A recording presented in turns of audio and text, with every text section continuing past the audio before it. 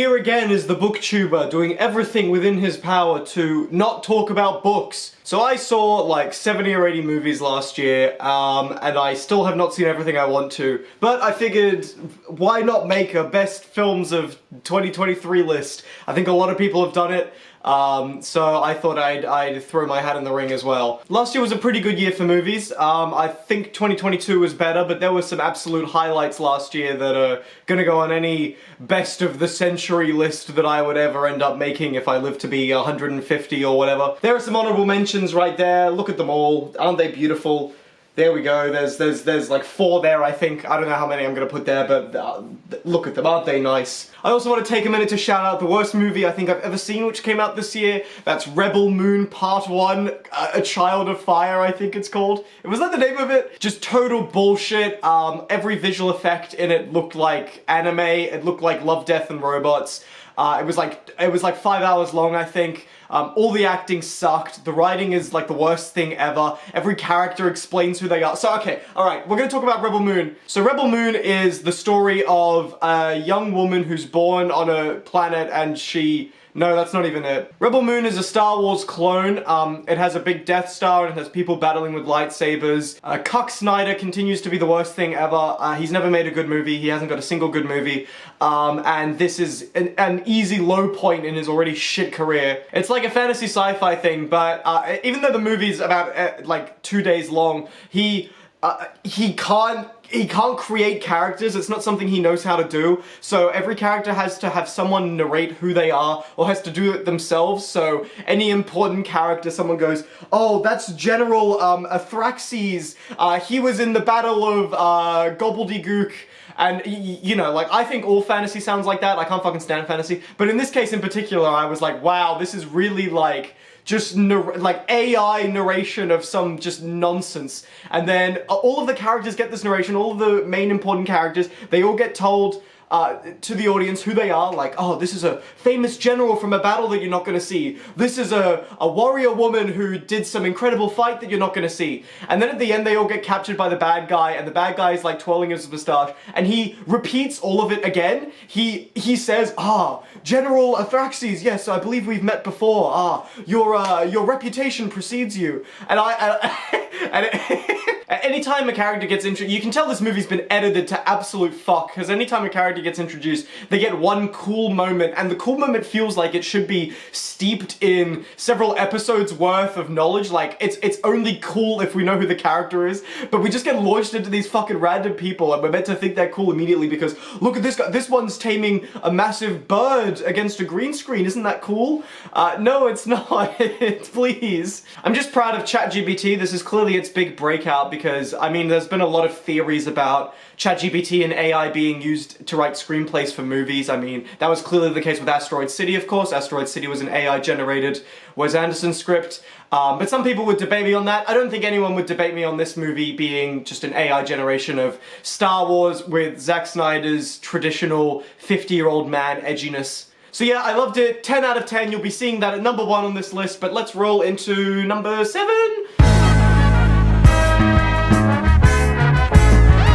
Every character in this fucking movie mumbles their lines. Can we go back in the booth and get some shit re-recorded, please?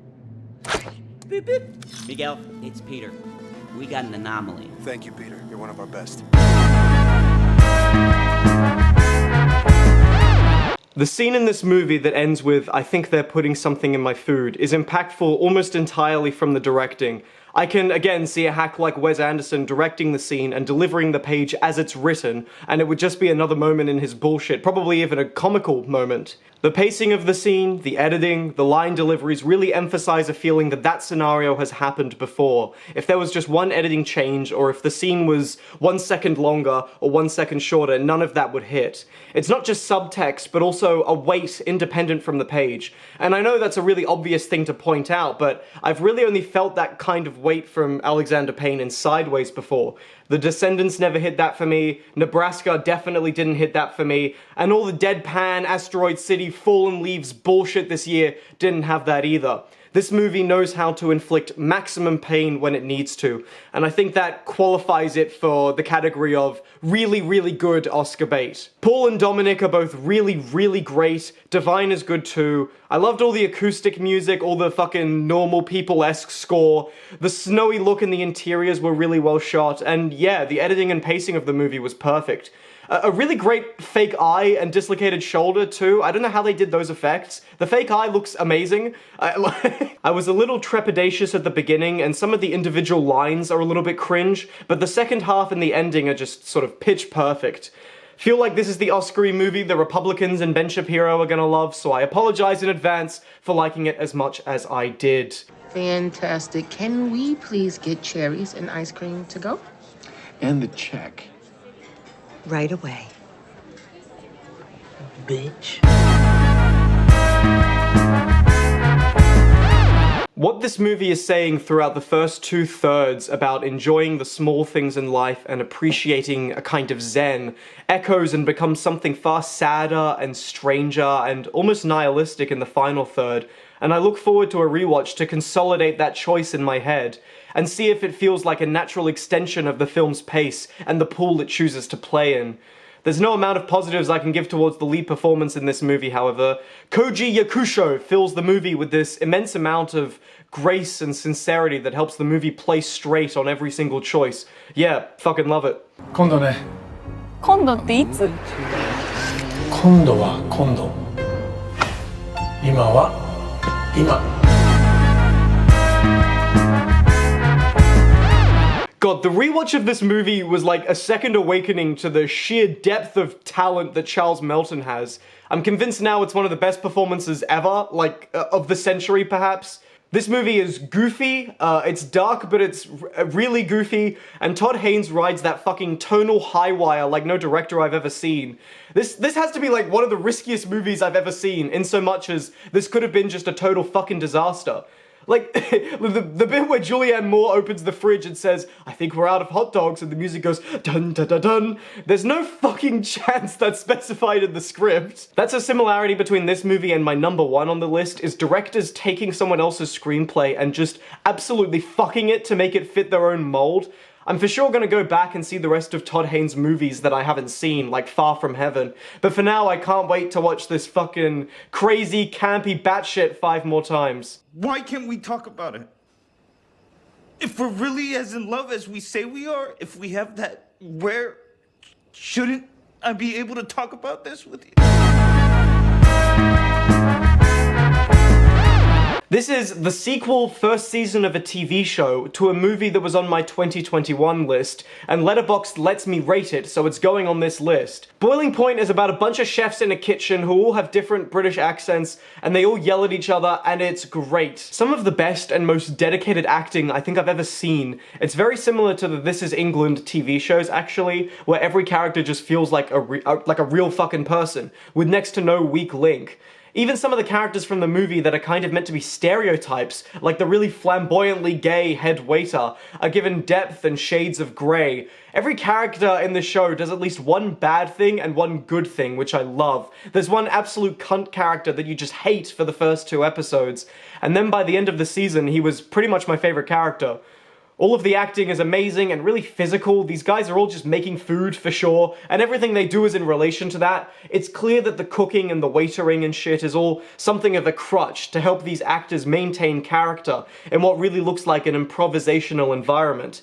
Standouts in the acting are Ray Pantharki, who's only in 1 episode really, the blonde waitress woman, the gay guy of course, he's fucking awesome, and Vinette Robinson, who spends the back half of the show basically just crying and yelling in every scene. She's the powerhouse, it's nuts. The way the show addresses heavy concepts relating to the edge of the poverty line, perhaps, are again good because the actors are all just so good.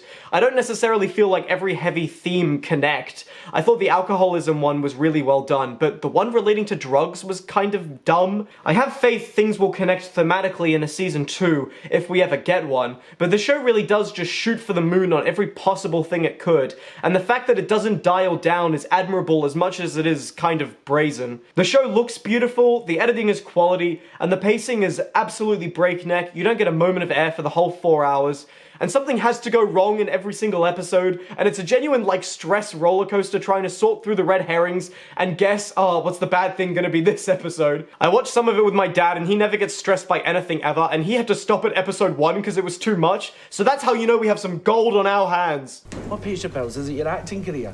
Or is it this place? Get real, Robin. We've all got fucking dreams. I can't think how rare it is for a film this experimental to succeed this universally. While the bare premise of this movie would make for perhaps an intriguing short story, Glazer imbues it with a real human sense of emotional response that's also very calculated and intelligent. The moments where the movie will turn into its weirder half, like with the infrared cameras or the flowers fading to red, are at the points where I was just on the cusp of boredom, and somehow the director just sensed that in me, that was the point where I was getting numb. In the middle of a monologue about flowers in the garden, or when the Hosses are having a normal, unrelated family argument, or when the movie starts to mess with you. And in that way, it very much feels like the director reacting to his own material, Jonathan Glazer seeing what he's made and being like, ew, what the fuck is this? This is horrific. It's moments of random emotional outbursts that have to happen from exposure to this material, and this then gets re-expressed in the context of the film with Rudolf Hoss vomiting at the end. Just in the same way that the director can't handle what he's made, neither can the main character, and the facade drops in these really imaginative spots and in really imaginative ways. It's amazing. Das hier ist die Mauer vom Lager. Ja, das ist die Lagermauer. Also da haben wir auch noch Wein gepflanzt, damit das zuwächst, damit man das nicht mehr so sieht. Vielleicht ist ja Esther Silbermann dort drüben. Wer war das nochmal? Ja, die, für die ich geputzt habe. God, where do I even begin? Alright, here comes the 20-minute monologue. Let's just talk technically first. This movie looks gorgeous. It has some of the best acting ever, some of the best child acting ever, probably the best child acting ever. The editing is another plane of existence. The sound mixing is amazing. The production design and the set piece at the end are breathtaking. It's flawless in a technical sense, but the thing that pushes this movie into masterpiece territory is the way the director pieces together his movie from the screenplay he received.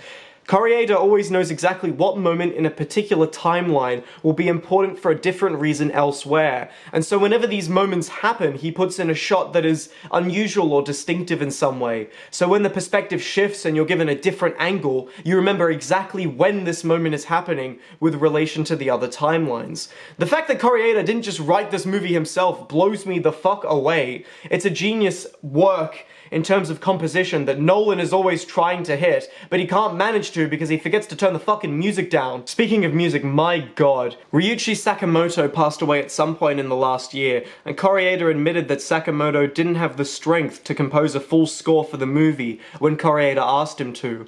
Instead, Koreeda pulled instrumental, minimalist piano work from Sakamoto's last few albums, and Sakamoto wrote 2 tracks for the movie instead of 90 minutes worth. Koreeda also said that he listened to Sakamoto's music intensively while he was editing the movie. You feel the total effect of the music in that way, and in a way I find really rare.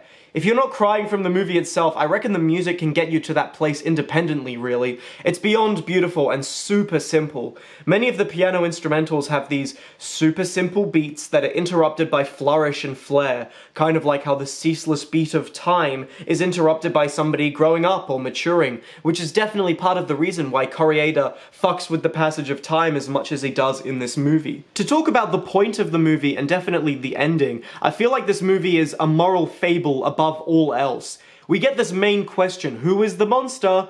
And I've seen a lot of people say that everybody is the monster in some way, is the answer to the question. But I feel like the correct answer is really nobody is the monster. Everybody in this movie acts according to their instincts, but their instincts are never built out of hate. Nothing anybody does in this movie, except for the alcoholic piece of shit dad, is based in hate. And that's why the outcome of events for the teacher and the mother feels so unfair. The movie is not saying, well, this wouldn't have happened if they weren't so quick to judgment, but I think the movie is saying the softer side of that same coin. While the characters in the first 2 viewpoints of the movie love the children and want what's best for them desperately, ultimately the only way they can find the answer to what's going on is to let the children decide for themselves and figure out who they are for themselves and generate the answer for themselves. Only then can they be reborn as adults on their own terms. The sad and ultimately unresolved fate of the mother and teacher in this movie is the movie itself kind of saying to you to figure out what to do with yourself in a similar scenario. Understand the weight, the importance of letting these children do this. It would be too easy for the teacher and the mother to find the children and hug them at the end and say, "Oh, we love you for who you are." The only viewpoint that ever mattered was the one from the kid's perspective, and it's vitally, vitally important at the film's end to show that the children don't need the reassurance of the mother and teacher to become who they are anyway. Monster is a warm work of pure empathy that makes me really sad and happy, and I cannot stop thinking about it, and I think it might be the best movie ever. こっちだって子供のこと心配してきてるんだし。この先生に叩かれて息子は怪我したんです。誤解を招く点があったかと思われます。何も誤解してないんですよ。Alright, I'm gonna go for that Rebel Moon rewatch now. Bye!